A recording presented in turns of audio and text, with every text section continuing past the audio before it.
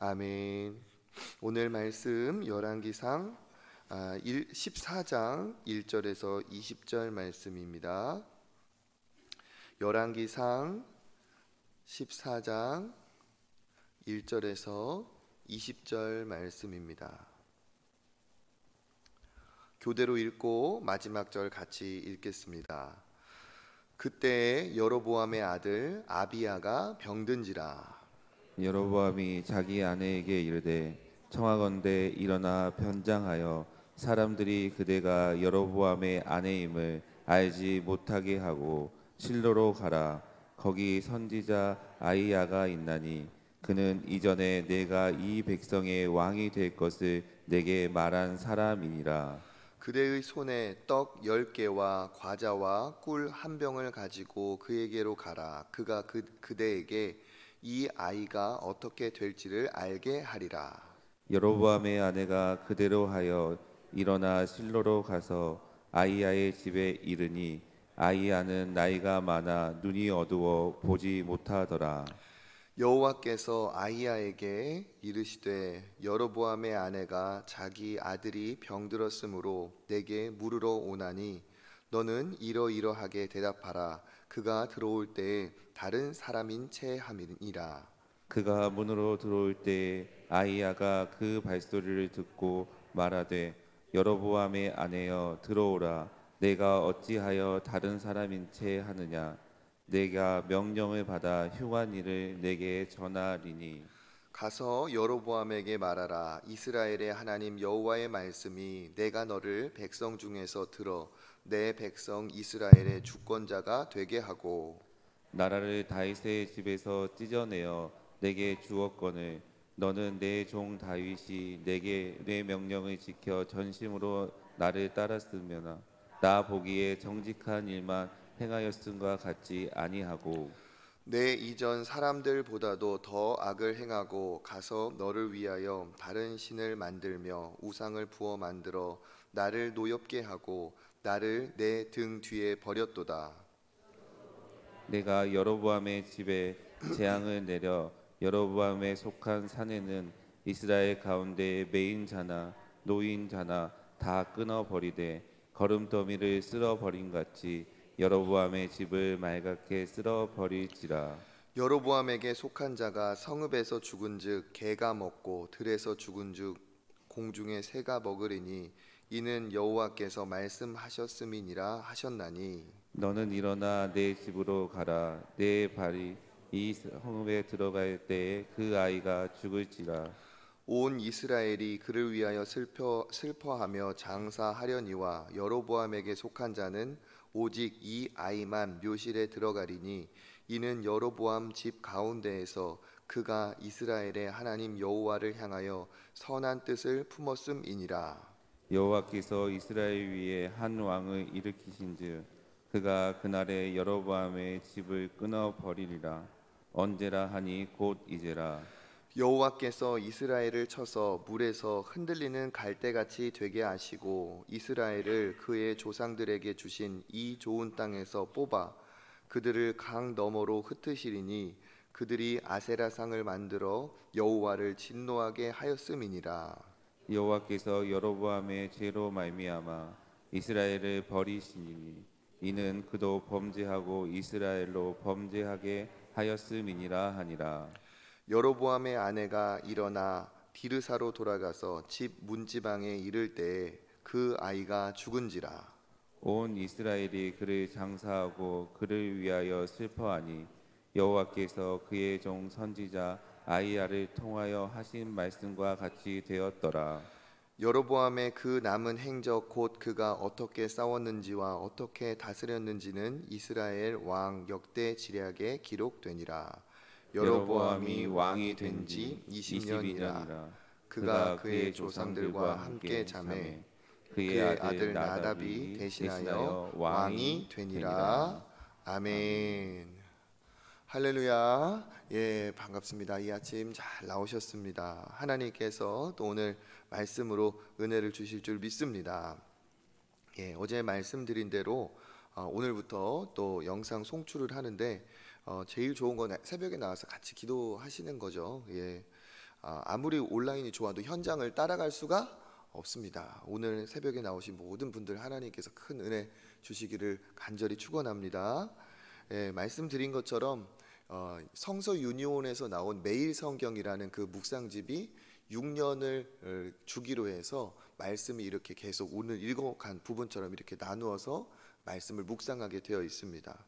그래서 혹시 제가 어제 말씀을 안 드려가지고 무슨 책인가 했는데 매일 성경이라는 큐티 책이에요. 잘 아시는 분도 계실 것이고, 또 우리 주보에 보면 성경을 어느 부분 읽어야 되는지가 또 우리 매일 묵상 이렇게 해서 성경에 표시가 나와 있죠. 몇 장 몇 절. 그래서 제가 추가로 그 요일에 어떤 목사님이 설교를 하시는지도 이렇게 적어 놓으라고 했어요. 그래서 그러면 교구 성도들이 더 기대하고 나오고 좀 보지 않겠냐, 그런 거를 했어요.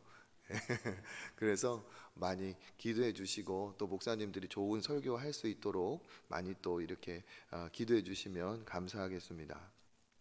오늘 우리가 읽은 이 여로보암 이야기는 앞에 있는 내용을 잠깐 설명을 드리면, 솔로몬이 이제 마지막으로 죽은 후에 그 아들 이제 르호보암이 왕이 됐죠.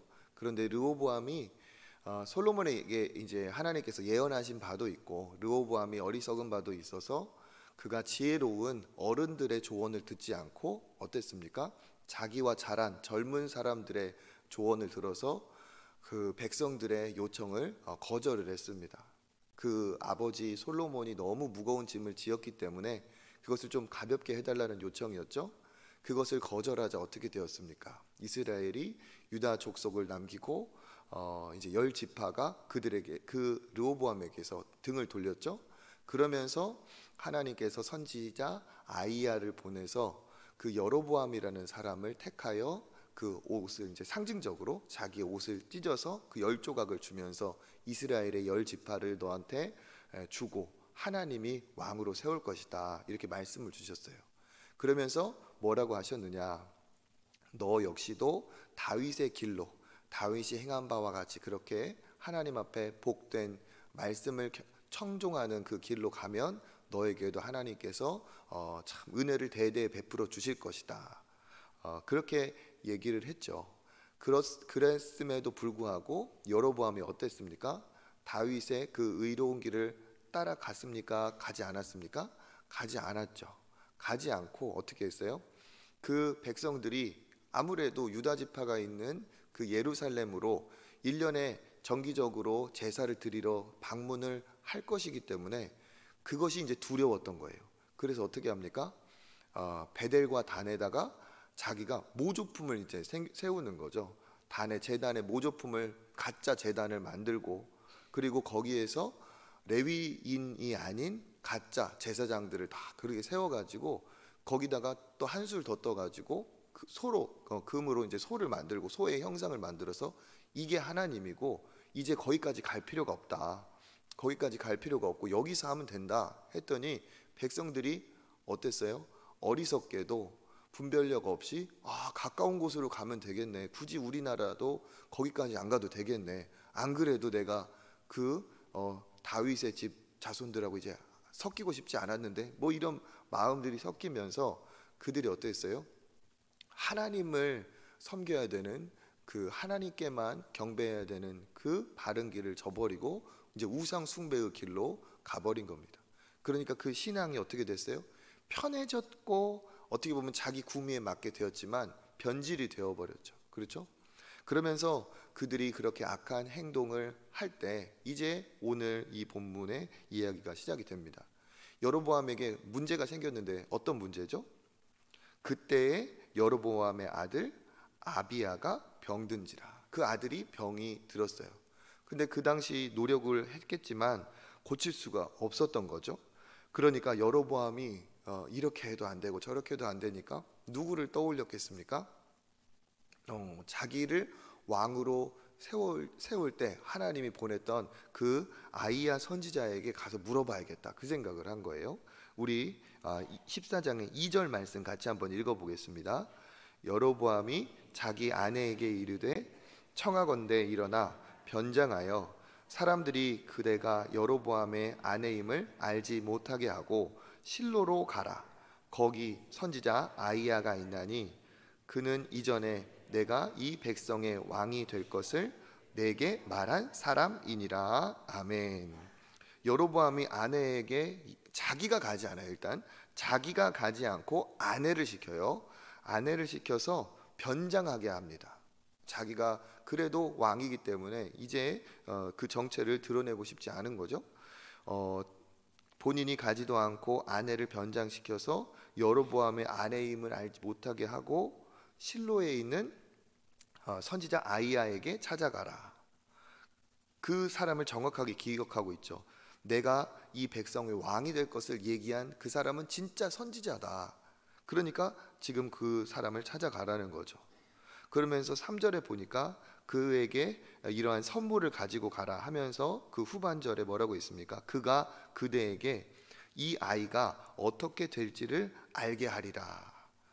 그 사람에게 가면 내 아들이 이 아이가 어떻게 될지, 살지 죽을지 어떻게 해야 될지를 그는 알고 있을 거다. 이렇게 얘기를 합니다. 그래서 4절에 보니까 여로보암의 아내가 일어나서 실로로 가서 아이야의 집에 이르니 아이야는 당시 어떻게 되었습니까? 나이가 많아서 눈이 어두워 보지 못하더라. 그러니까 어쩌면 그 변장을 하지 않아도 될 만큼 알아보지 못할 정도로 아이야는 눈이 어두워진, 육안이 어두워진 그런 상태죠. 여기서 보면 이 여로보암이라는 사람이 참 그 안타까운 사람이죠. 하나님 앞에 참 기회를 받았음에도 불구하고 악한 일을 행했던 사람입니다. 그런데 그가 잘 나갈 때는, 자기가 원할 때는 이 아이야를 찾아가지 않았어요. 그런데 어떤 상황이 되니까, 문제가 생기니까, 자기에게 어려움이 닥치니까 그제서야 참 선지자를 찾아갑니다. 그 전에는 가짜 선지자, 가짜 제사장 만들어 놓고 여기가 진짜 그 자리다 하면서 그렇게 백성들을 속여놓고는 자기는 정작 어려움이 닥치니까 하나님을 찾아가서 물어보고 싶은 거죠. 이게 뭡니까? 이게 이런 신앙을 기회주의적인 신앙이라고 하죠. 잘 나갈 때는, 일이 잘 될 때는 하나님 없어도 될 것처럼 그렇게 살다가 내가 문제가 있고 어려울 때는 어떻게 해요? 하나님 앞에 나왔다가, 이런 사람 또 어떻게 할까요? 문제가 해결이 되면 또 어떻게 될까요? 이 문제를 계기로 삼아서 내가 이제 하나님을 잘 섬겨야겠다 그러지 않아요. 이런 사람들은 어떻습니까? 아유, 문제가 해결됐으니까 이제 또 내가 할 길로 가는 거예요. 여전히 그 사람의 중심은 하나님이 아니라 자기 욕심이고 자기 뜻이 되는 거죠. 그 여로보암이 왜 이렇게 우상단지를 만들어 놓고 백성들을 잘못된 길로 가게 했는가가 드러나고 있습니다. 이 여로보암은 자기의 신앙이 있다 할지라도 자기 중심적인 기회주의적인 그러한 유형의 사람이에요. 그리고 또 어떻습니까? 자기가 가서 물어봐야 될 텐데, 자기가 가서 잘못했다고 해야 될 텐데 누구를 보내요? 그렇죠. 자기 아내를 보내서 자기는 가지 않아요. 정작 하나님 앞에 무릎을 꿇고 그 사람에게 회개하고 용서를 구해야 될 것은 자기 자신임에도 불구하고 아내를 보내요. 그리고 아내를 또 어떻게까지 시켜요? 변장을 시켜요. 가발을 씌웠는지 얼굴에다 점을 그려줬는지 무슨 변장을 했는지 모르겠는데 아주 그냥 그 자기 아내인 것도 이렇게 모르게끔. 그런데 이 사람이 참 어리석다는 게 드러나죠. 왜 그렇습니까? 자기 아이가 어떻게 될지를 그가 알 테니까 가봐라 하면서 자기 아이의 미래까지도 그 사람이 알 거라고 생각을 하면서도 변장한 자기 아내는 몰라볼 거라고 또 생각을 해요. 이게 뭡니까? 이게 어제 말씀드렸던 악인들의 꾀예요. 악인들의 꾀. 하나님을 우습게 여기고 자기가 머리가 좋다고 계산하면서 살아가는 그 악인들은 이렇게 정말 하나는 알고 둘은 몰라요. 자기 아이의 미래는 알 거라고 보내면서 변장을 시켜서 속이려고 하고 있죠. 이게 뭡니까? 하나님을 속이고 또 하나님 앞에 포장을 하고, 그러한 신앙의 유형이 다 이러한 유형입니다. 그러면서 이 사람 어떻습니까? 완악하고 완고한 회개하지 않는 모습이고, 머리를 열심히 계산하여 꾀를 내지만 여전히 어리석은 악인의 꾀에 그치고 있습니다. 그러니까 이 상황이 어떻게 되었을까? 우리 5절 말씀 읽어보겠습니다. 여호와께서 아이야에게 이르시되 여로보암의 아내가 자기 아들이 병들었으므로 내게 물으러 오나니 너는 이러이러하게 대답하라. 그가 들어올 때 다른 사람인 채 함이니라. 아멘. 아이야는 나이가 많아서 눈이 보이지 않았던 사람이지만 누구와 늘 함께하던 사람이에요? 하나님 여호와와 늘 함께하는 사람이기 때문에 눈이 안 보일지 몰라도 이미 누가 사인을 주셨습니까? 여호와 하나님께서 다 말씀을 해주시는 거예요. 이게 하나님이 주시는 지혜입니다. 여호와께서 아이야에게 말씀해서 다른 사람인 채 할 테니까 다 너는 이렇게 얘기를 해라. 그러니까 어떻게 합니까? 그 여인이 들어오니까 여로보암의 아내여 들어오라. 변장을 하고 기껏 하고 갔는데 헛수고예요. 헛수고. 그렇죠? 변장을 하고 들어갔는데 여로보암의 아내여 하면서 들어오라고 해요. 그러면서 왜 다른 사람인 채 하냐? 내가 너한테 흉한 일, 하나님의 심판의 말을 전할 것이다 하면서 그 다음에 뭐라고 말합니까? 그 완악한 여로보암, 이 자기 안위를 위해서 백성들을 타락의 길로 가게 했던 이 여로보암에게 심판의 메시지를 선포를 합니다. 그러면서 그를 책망을 하죠. 무엇을 책망을 하는지 우리 8절 말씀 같이요. 나라를 다윗의 집에서 찢어내어 내게 주었거늘 너는 내 종 다윗이 내 명령을 지켜 전심으로 나를 따르며 나 보기에 정직한 일만 행하였음과 같이 아니하고. 아멘. 그러니까 하나님께서 너를 택하여 이렇게 다윗의 명령을 지켜 전심으로 나를 따르라 하면서 너에게 이렇게 엄청난 축복, 엄청난 너에게 이 기회를 주었음에도 불구하고 너는 그 다윗의 길로 가지 않았다. 그러면서 9절 시작. 내 이전의 사람들보다도 더 악을 행하고 가서 너를 위하여 다른 신을 만들고 우상을 부어 만들어 나를 노엽게 하고 나를 내 등 뒤에 버렸도다. 아멘. 이전 사람보다 더 악한 행동을 네가 했다. 기회를 얻고 큰 축복을 받았는데도 너는 너 자신을 위하여, 그죠? 우상을 누구를 위해 만들었습니까? 자기 자신을 위해서. 그러니까 이 여로보암이 우상을 만든 그 이유는 무엇이에요? 자기의 성공, 자기의 출세, 자기의 자리의 유지를 위해서 자기 자신을 위해서 우상을 만들었어요. 우상 섬기는 사람들의 특징이 자기를 위한 거죠. 그죠? 백날 가서 절하지만 결국은 자기의 뜻을 이루어보려는 것이 그들의 목적이잖아요. 우상을 자기를 위해 부어서 만들고 노엽게 하고 하나님을 등 뒤로 이렇게 버렸다. 그래서 10절에 보니까 여로보암의 집에 재앙을 내려서 너의 족속의 아들 사내까지 내가 다 어떻게 깨끗이 다 쓸어버리겠다. 하나님의 심판의 메시지가 나옵니다. 그것이 얼마나 비참한지 11절에 보니까 그 죽은 시체를 들에서는 개가 그리고 공중에서 새가 먹게 되는 그러한 안타까움이 일어나게 되죠. 그래서 이 여로보암이 사람을 지금까지 속였을지 모르겠지만 누구는 속이지 못해요? 하나님은 속이지 못해. 백성들 다 속였어요. 백성들 다 속이고 또 속이려고 아내를 이제 변장을 시켜서 갔지만 아이야, 즉 하나님의 사람, 하나님은 속일 수가 없었습니다. 이게 악인들이 갖고 있는 잘못된 생각이죠. 사람을 속이니까 하나님까지 속일 수 있다고 포장을 하고 자기의 속내를 감추고 있어요. 이건 하나님이 기뻐하지 않는 것이죠. 우리가 사람도 속이면 안 되겠지만 하나님도 우리가 이렇게 경솔히 여겨서는 안 됩니다. 우리가 자칫 기도하면서도 내 뜻과 목적을 숨기고 의도했건 의도하지 않았건 누이 좋고 매부 좋은 이런 식으로 하나님의 뜻을 구하는 것처럼 하면서 내 욕심을 채우려고 그렇게 행할 때가 있습니다. 절대로 하나님은 포장에 속지를 않으시죠. 자기를 위해 우상을 만든 그에게 하나님께서 뭐라고 하십니까? 너를 하나님을 노엽게 하였고 나를 버렸으므로 심판을 하겠다 이야기합니다.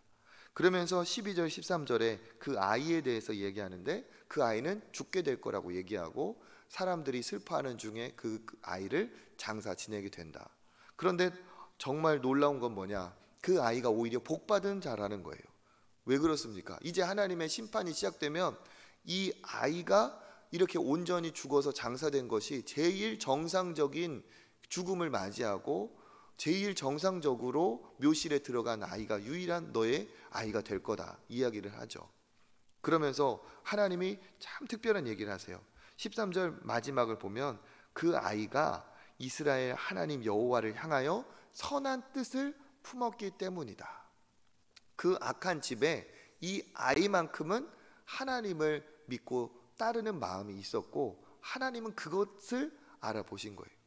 그러니까 이게 하나님이 긍휼을 그 아이에게 베푸신 것이면서 동시에 작은 아이를 제외하고는 그 가문에 온전한 사람이 없는 암담한 현실이죠. 그리고 어떻게 됩니까? 14절부터 16절까지는 하나님께서 구체적으로 심판을 어떻게 하실지 또 이야기하십니다. 우리 14절 읽어보겠습니다. 여호와께서 이스라엘 위에 한 왕을 일으키신즉 그가 그날에 여로보암의 집을 끊어버리리라. 언제냐 하니 곧 이제라. 하나님의 심판이 이제 곧 시작될 것을 이야기하고 있습니다. 그러면서 그들을 물에서 흔들리는 갈대같이 흔들어 버리고 그리고 그들을 뽑아서 강 너머로 흩어버리겠다. 왜 그러느냐? 15절 말에 그들이 아세라상을 만들어 여호와를 진노하게 하였음이니라. 16절 읽어보겠습니다. 여호와께서 여로보암의 죄로 말미암아 이스라엘을 버리시니 이는 그도 범죄하고 이스라엘로 범죄하게 하였음이니라 하니라. 아멘. 그 여로보암 한 사람의 죄가 어떻게 되었어요? 이스라엘 전체를 버림받게 하는 그러한 원인이 되어버렸죠.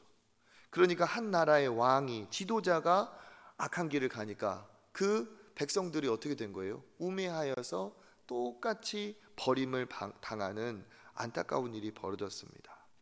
그러면서 이 여로보암은 그 다음에도 보면 아시겠지만 이 선한 왕의 대명사는 누구죠? 다윗이죠. 그래서 그 대대에 하나님이 참 좋은 왕을 볼 때는 다윗의 길로 갔다 이렇게 얘기를 하고, 그리고 악한 왕 중에 그 대명사는 누가 되었느냐? 누가 되었어요? 여로보암이 되었어요. 그래서 악한 왕의 길로 악하게 행한 것을 어떻게 하나님 말씀하시느냐? 네가 왜 여로보암의 길로 가느냐? 이렇게 얘기하시면서 뒤에 이제 우리가 열왕기상 말씀을 읽어가면 이 말이 곳곳에서 나와요.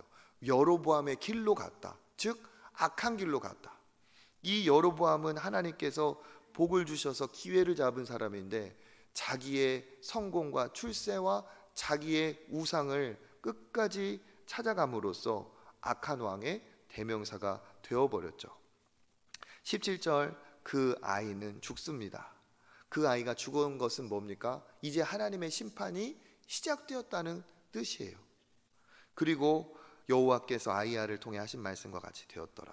여로보암이 20년을 통치하고 그가 세상을 떠나고 그 아들 나답이 왕위에 이릅니다.